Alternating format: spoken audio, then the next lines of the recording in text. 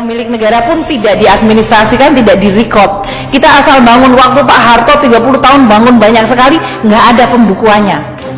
Kita tidak memberikan toleransi sedikitpun pada pelaku tindak pidana korupsi yang mengeluarkan uang hasil korupsinya ke luar negeri. Korupsi adalah korupsi, tidak bisa diganti dengan nama lain. Sehingga banyak sekali republik itu kehilangan cukup banyak aset-aset strategis. Salah satu contoh yang barangkali Anda semua lihat adalah kompleks Senayan Gelora Bung Karno. Dulu Presiden Soekarno itu membangun seluruh kompleks itu sampai dengan Manggalawana Bakti TVRI sampai kepada Hotel Hilton, semuanya itu termasuk Hotel Mulia. Itu semuanya sampai ke Plaza Senayan. Kalau Anda pergi ke Jakarta pasti pergi ke sana. Itu semuanya adalah semua komplek milik negara, Kemayoran. Karena tidak pernah dibukukan, suatu saat terjadi tadi kerjasama, tiba-tiba. Saya ingin tegaskan bahwa pemerintah tidak main-main dalam soal akuntabilitas. Kalau ada niat untuk korupsi, ada mens rea, maka silahkan digigit dengan keras. Uang negara harus diselamatkan, kepercayaan rakyat harus terus kita jaga.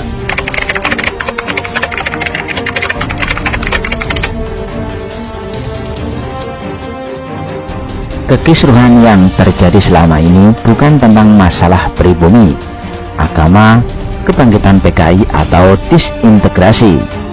Ini cuma tentang sekelompok orang yang berjibaku untuk menjaga dan menguasai warisan hasil merampok kekayaan negara ini selama 32 tahun.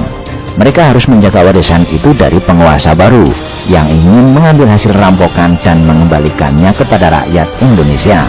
Mereka tidak peduli siapa yang jadi pemimpin. Selama bisa dikendalikan, pemimpin itu akan didukung.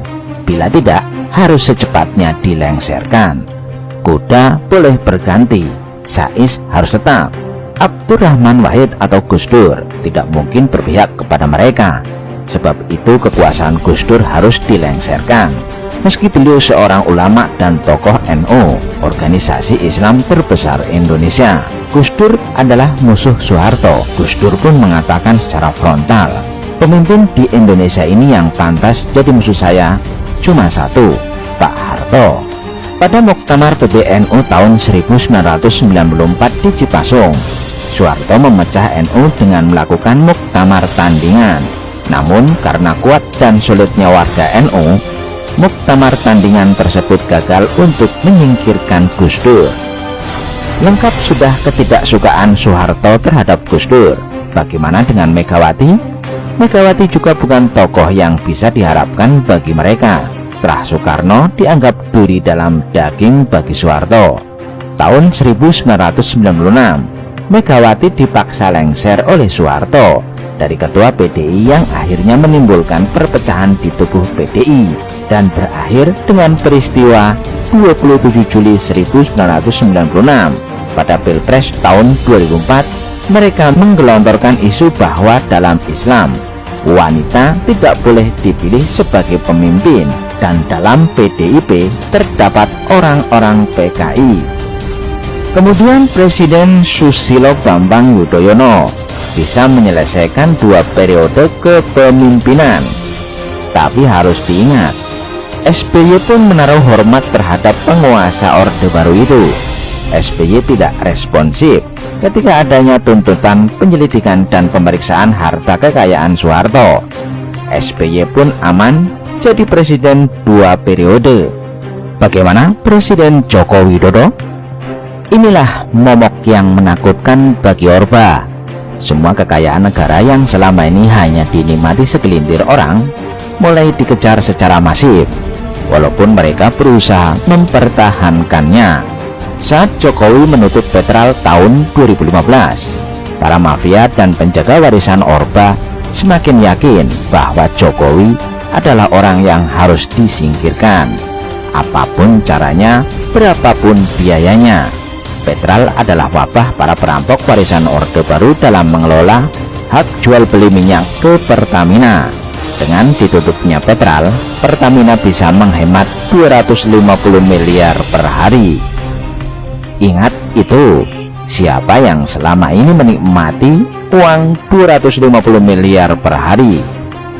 Untuk diketahui, Tommy Soeharto dan Bob Hasan memiliki saham masing-masing 20%. Begitu juga dengan divestasi 51% saham Freeport oleh Jokowi, menjadi pundi-pundi yang mengalir ke kronik korba menjadi hilang.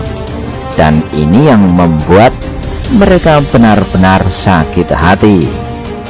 Akankah berhenti Jokowi mengejar kekayaan negara yang hilang? Nampaknya Jokowi takkan kendor untuk mencari, menginventarisir. Dan itu dibuktikan oleh Menteri Keuangan Sri Mulyani. Aset-aset yang pada zaman Soekarno sudah dikuasai dan hilang di zaman Soeharto, yang sejak reformasi mulai didata, sekarang lebih digiatkan. Nampaknya itu yang membuat Cendana dan kroninya tidak bisa tidur.